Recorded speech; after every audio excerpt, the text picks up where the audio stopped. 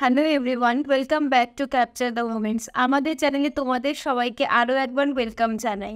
তো আজকে পডকাস্ট শুরু করার আগে বলি, আমরা ভীষণভাবে থ্যাঙ্কফুল তোমাদের কাছে, কারণ আমাদের পডকাস্ট শুধুমাত্র বেঙ্গলি কমিউনিটিতে না, নন বেঙ্গলি কমিউনিটিতেও দেখা হচ্ছে। তো সেটার থেকে আমরা ভীষণভাবে খুশি যে তোমরা আমাদের পডকাস্টকে এত বেশি ভালোবাসা দিচ্ছ।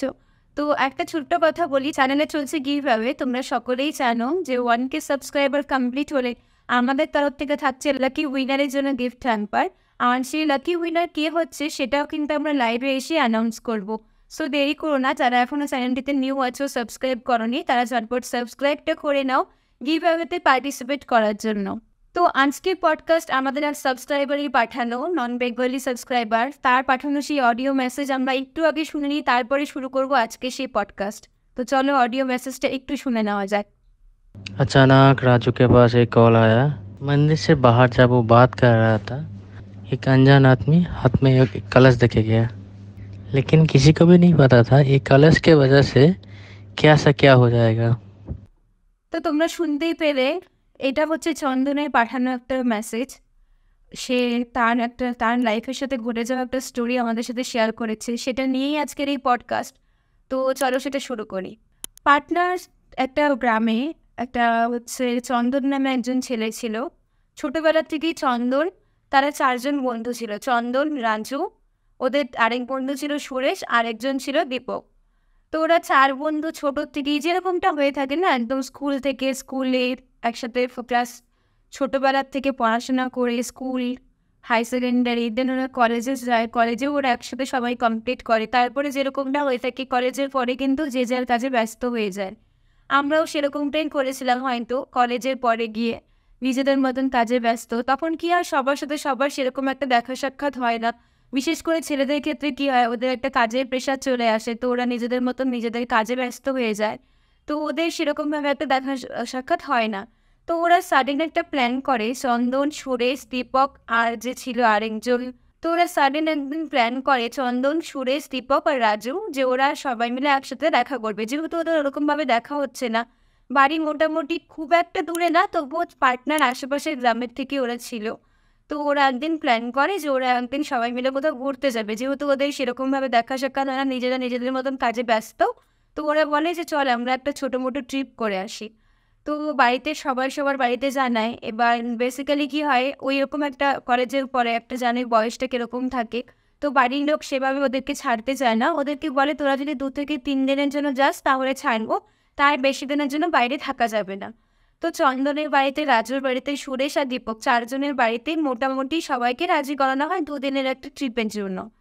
তো এবার ওরা ট্রিপটা করে জয়পুরের ট্রিপ। তো ওরা খুব বাড়ির থেকে সবাই রেডি রেডি হয়ে একটা 2 দিনের জন্য ঘুরতে যাচ্ছে, এতদিন পরে সবার সাথে দেখা সবার, তো একটা এক্সাইটমেন্ট ছিল মনে। তো সবাই মিলে ওরা ঘুরতে যায় জয়পুর।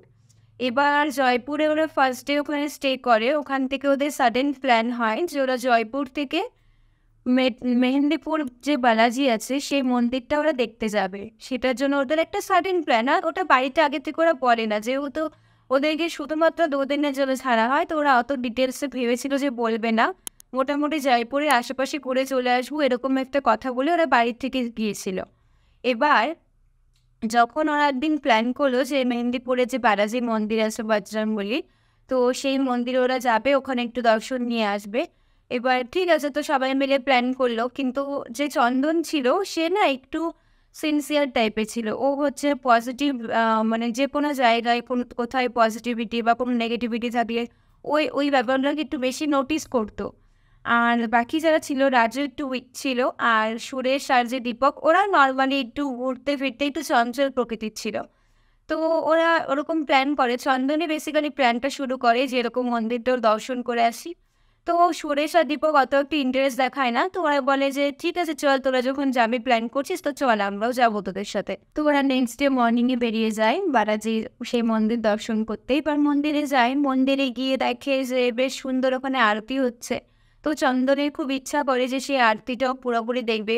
সুরেশ আর দীপককে বলে যে তোরা একটু বস না, আমরা একটু আরতিটা দেখি, আমার খুব ইচ্ছা হচ্ছে যে এত দূর যখন আসলাম তো এই আরতিটা যদি দেখি যে মন থেকে শান্তি হবে।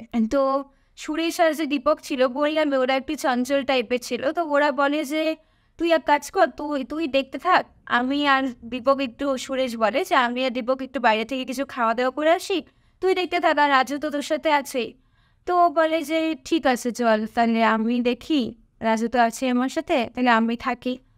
তো বসে মন্দিরে সেই আন্টি দেখতে থাকে। তো হঠাৎ করে রাজুর ফোনে একটা ফোন আসে।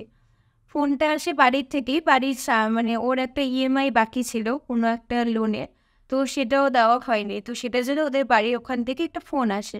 তো রাজু বাইরে আসে, বাইরে এসে ফোনে কথা বলতে থাকে। তো এবার কথা বলতে বলতে মানে জাস্ট ফোনটা রাখতেই, মানে হয় না যে যখন কেউ কথা বলছে, আর ওখানে তো অনেক মানে সাধু সন্ন্যাস অনেক ছিল।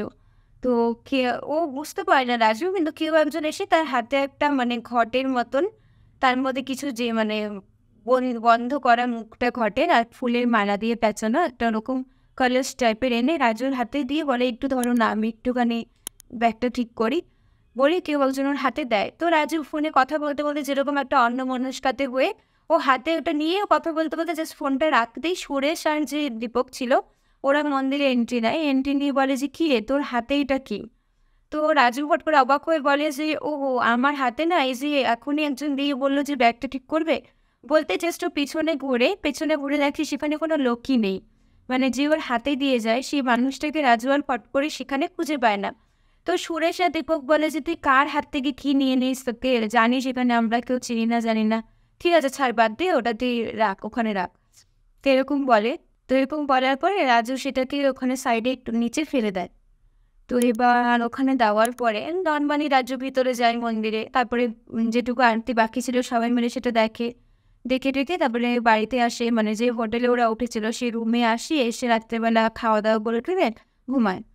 এবার ঘুমানোর পরে সেদিন রাত্রেবেলা রাজু কিছু ভয়ের স্বপ্ন দেখে। তো যেরকম বেসিক্যালি হয়ে থাকে, আমরা কিছু স্বপ্ন যদি দেখি আমরা তো ফার্স্টে অত সিরিয়াসভাবে ভাবি না, নর্মালি একটা ভয়ের স্বপ্ন ভেবে হয়তো বলি, বা কখনো বন্ধু বান্ধবের সামনে সেটা বলতেও ইতস্তত হয় যে ওরা আবার হাসি মজাক করবে হয়তো। তো এটা ভেবে কিন্তু আমরা কখনো কখনো ব্যাপারটা স্কিপ করে যাই। তো রাজু সেদিন রাত্রিবেলা কিছু ভয়ের স্বপ্ন দেখেছিল, কিন্তু সেগুলো আরও ওদেরকে বলে না, কারণ ও জানে যদি চন্দন সুরেশ ওদের সামনে বলে তাহলে ওরা একটা হাসাহাসি করবে। তো ব্যাপারটা একটু লাইটলি নিয়ে নেয়। তো পরের দিন ওদের বাড়িতে ব্যাক করার কথা, তো পরের দিন ওরা ব্যাক করে বাড়িতে সবাই। তো এবার বাড়িতে ব্যাক করার পরে একটু সকাল থেকে মানে সবাই যে যার বাড়িতে চলে যায়, তো সেদিন কারোর সাথে কারো আর সেরকমভাবে যোগাযোগ হয় না, মানে কারোর সাথে কারো কথা হয় না, সবাই সবার বাড়িতে চলে যায়।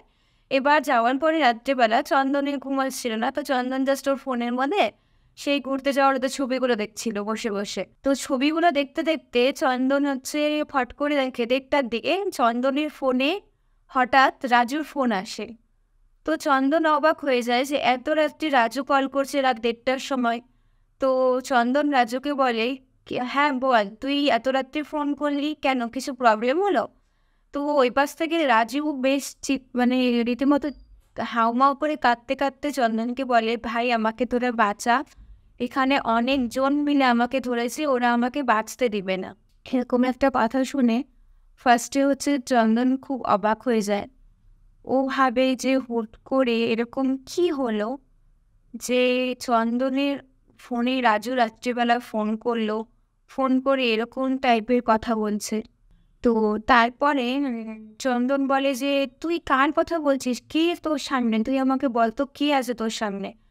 তো তখন রাজু বলে যে আমার এখানে 6 থেকে 7 জন মানুষ আছে, যারা একজন আমার পা ধরে টানাটানি করছে, কেউ আমার হাত টানছে, কেউ আমার জিভ কেটে দিচ্ছে, কেউ আমার রক্ত শরীর থেকে খাওয়ার চেষ্টা করছে, কেউ আমার চুল ধরে টানছে, মানে শরীরের এক একটা অংশ মনে হয় কেউ ছিঁড়ে দিচ্ছে শরীর থেকে, আর কেউ হয়তো সেই ছেঁড়া অংশ মানে ওরকমভাবে শরীরের উপরে বসে কেউ হয়তো তার রক্ত খাচ্ছে।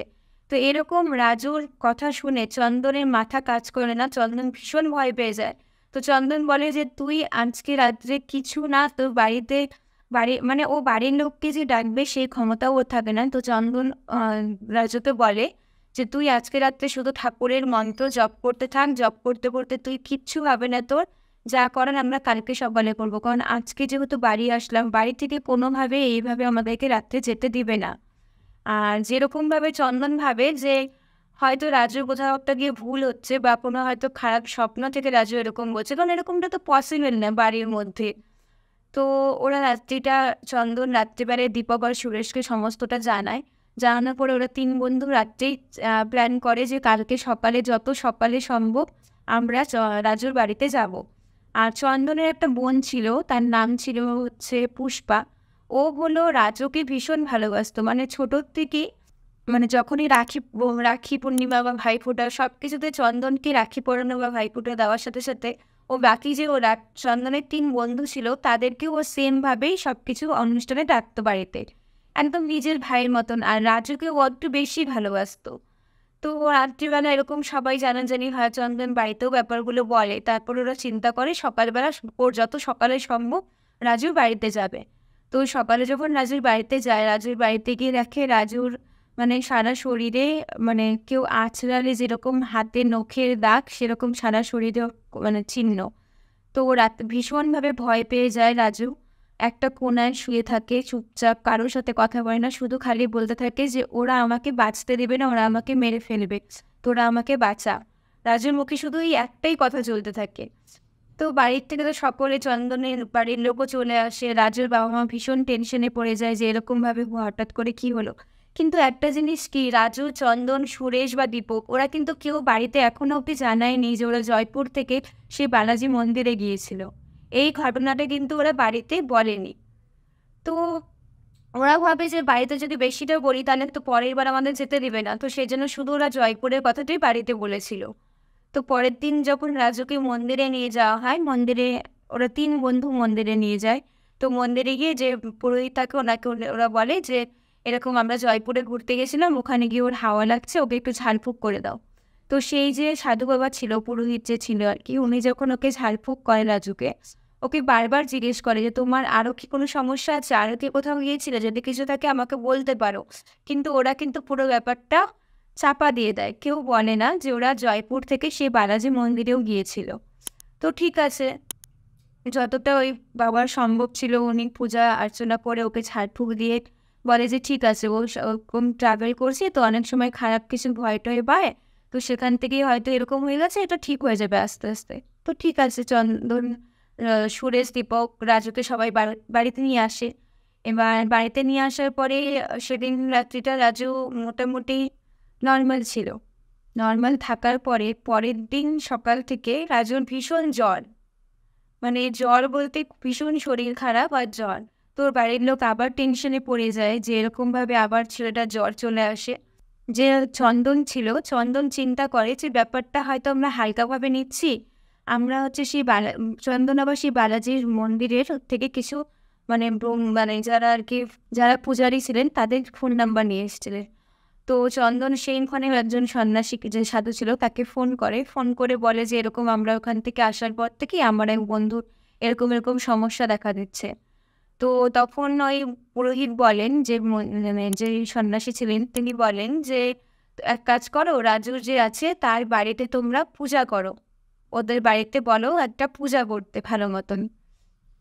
তো ঠিক আছে, প্রথমে তার কথা মতন রাজুর বাড়িতে পূজা করা হয়। সমস্ত রাজুর বাবা মাকে বলা হয় যা কিছু পুজোর জন্য লাগবে সমস্ত কিছু এনে দেওয়া হয়। পুষ্পা যে ছিল চন্দনের বোন, সেও যায় রাজুর বাড়িতে। সকলে মিলে ওখানে পুজো করা হয়। পুজো করার পরে সবাই বাড়িতে চলে আসে, ভাবে যে এবার হয়তো রাজু ঠিক হয়ে যাবে যেহেতু বাড়ির মধ্যে পুজো করা হলো। কিছুক্ষণ পরে, মানে 1.5 থেকে 2 ঘন্টা পরে রাজুর বাবা চন্দনকে ফোন করে, আর ফোন করে বলে যে রাজুর পুরো শরীর প্যারালাইসিস হয়ে গেছে। মানে ও জাস্ট বিছানায় একদম মানে শয্যাশায়ী, ওর কোনো কথা নেই, হাত পা নড়ানো কিচ্ছু না, জাস্ট স্টপ হয়ে গেছে। তো এটা শুনে চন্দন ভীষণ অবাক হয়ে যায়, মানে ওদের মনে আলাদাই একটা ভয় চলে আসে যে এতভাবে ওকে পুজো করা হচ্ছে, ওর জন্য এত কিছু করা হলো, তাও কেন এরকম রিয়াকশন। আর তখনও অবধি কিন্তু ওরা বাড়িতে বলেনি যে ওরা সেই মন্দিরেও গিয়েছিল। এবার তারপরে চন্দন ভাবে যে না, এবার আমাকে সেই পুরোহিতকে সমস্তটা জানানো উচিত যে চন্দনরা যখন মন্দিরের ভিতরে ছিল তারপরে রাজুর হাতে কেউ বাইরে এসে একটা কলসি দিয়ে যায়, তার মধ্যে কিছু ছিল, এগুলো কিছু জানানো হয়নি। এগুলো বাড়ির লোকও জানতো না, আর এমনকি কোনো সাধুরাও জানতো না। তো চন্দন মানে হঠাৎ করে ভাবে যে না, এবার ওই সাধু বাবা যে ছিল সন্ন্যাসী, ওনাকে সব কিছু বলি। তো চন্দন যখন ফোন করে ওনাকে, তখন উনি বলেন যে চন্দন সবটা জানায় যে এরকম এরকম আমাদের যে বন্ধু ছিল সে তো বাইরে যায় ফোন করতে, তখন ওর হাতে কেউ একজন এরকম একটা দিয়ে যায়, ও সেটা নিচে ফেলে দেয়। তো এই কথা যখন সাধু বাবা যে শোনেন, মানে সে বাবা শুনলো, তিনি বলেন যে মানে এটা আর কি একটা বিশাল বড় ভুল হয়ে গেছে ততক্ষণে।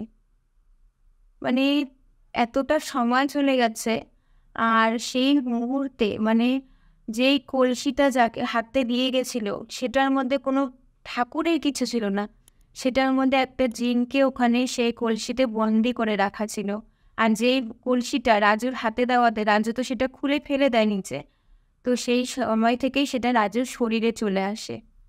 আর যে মন্দির বললাম, প্রায় 150 বছর আগে সেই মন্দিরের ওখানে একজন রাজা ছিলেন। সেই রাজার ছেলে যে ছিল রাজপুত্র, সেই রাজপুত্রকে একজন জিন বন্দি করার চেষ্টা করেছিল।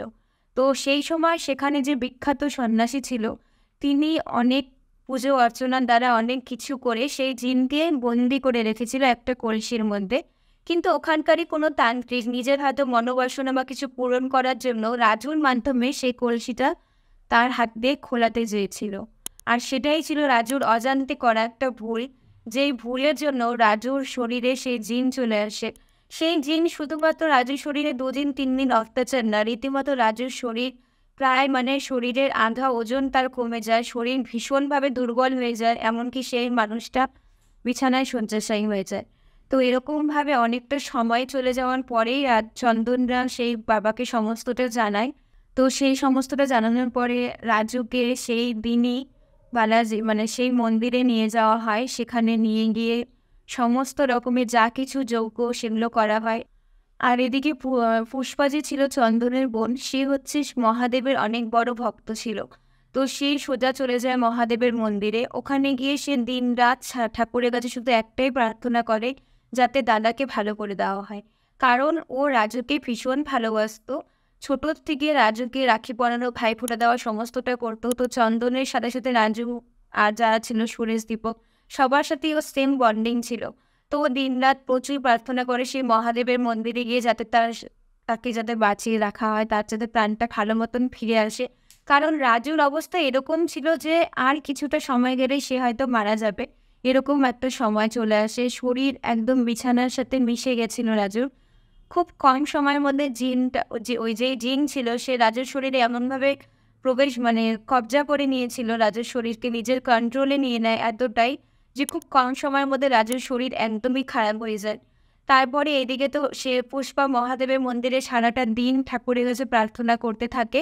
আর এদিকে যে বালাজি মন্দিরে নিয়ে যাওয়া হয় রাজুকে, সেখানে রাজুর বাবা মা, চন্দনের বাবা মা সবাই মিলে সেই মন্দিরে যায়। আর ওখানে গিয়ে বাবা মানে সেই সন্ন্যাসী যেইভাবে যা কিছু নিয়ম করতে বলে সমস্ত পূজা অর্চনা করা হয়।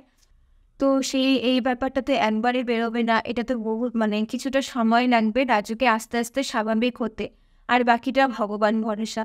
তো এইভাবে পুজো অর্চনার পরে রাজুকে বাড়িতে নিয়ে আসা হয়। কিন্তু রাজুর অবস্থা এতটা মানে বাজে ছিল সেই সময় যে ও প্রায় মানে মৃত্যুর সাথে লড়াই করে যাচ্ছিল প্রত্যেকটা মুহূর্তে। কিন্তু ভগবানের অশেষ কৃপা, আমরা বলি না সব শেষে ডাক্তাররা যখন হাল ছেড়ে দেয় তখন কিন্তু ভগবানই ভরসা। আর ডাক্তার নিজেও বলে আমার যতটা করার আমি করবো, বাকিটা ঠাকুর জানে। তো সেটাই আজকের ডেটে যারা তোমরা ঠাকুরকে বিশ্বাস করো, বজরংবলীকে বিশ্বাস করো বা মহাদেবকে বিশ্বাস করো, যারা যেই ঠাকুরকে বিশ্বাস করো না কেন, সেই ঠাকুরের কৃপাতেই আজকে রাজুর প্রাণটা বেঁচে যায়। রাজু আস্তে আস্তে অনেকটা সময় পরে গিয়ে স্বাভাবিক হয়। প্রায় আজকের থেকে 1 বছর আগের এটা ঘটনা। আজকের ডেটেও রাজু এখনও অবধি সেইভাবে পুরোপুরিভাবে শরীর সুস্থ না হয়। আস্তে আস্তে ওর ওয়েট এতটাই কমে গিয়েছিল যে সেটা স্বাভাবিক হতে হয়তো আরও কিছুদিন সময় লাগবে। তো এই পডকাস্ট থেকে আমরা আজকে মোরাল অফ দ্য কনক্লুশন এটাই জানলাম যে কোনো জায়গায় গিয়ে সেখানে মানুষজন অচেনা মানুষজনের সাথে মেশার আগে মানে অচেনা মানুষজনের থেকে একটু দূরে থাকা উচিত। কারণ এরকমভাবে আমাদের চারপাশে হয়তো অনেক মানুষ আছে যারা মানুষের মতন কিন্তু আমাদের ক্ষতি করতেই আসে। তো সেই সব মানুষের থেকে একটু সাবধান থাকো। আর যা করো না কেন বাড়িতে বলে করো। আজকে যদি চন্দনরা 4 বন্ধুই বাড়িতে সমস্ত বিষয়টা প্রথমেই বলে দিত, তাহলে হয়তো এই ক্ষতিটা রাজুর এতটা ক্ষতি হতো না, সময়ের আগেই হয়তো রাজু ঠিক হয়ে যেত। তো সতর্ক থাকো, সাবধান থাকো, আবার আসবো নতুন একটা পডকাস্ট নিয়ে। আজকের এই পডকাস্ট এতটুকুই থাকলো, চলো বাই।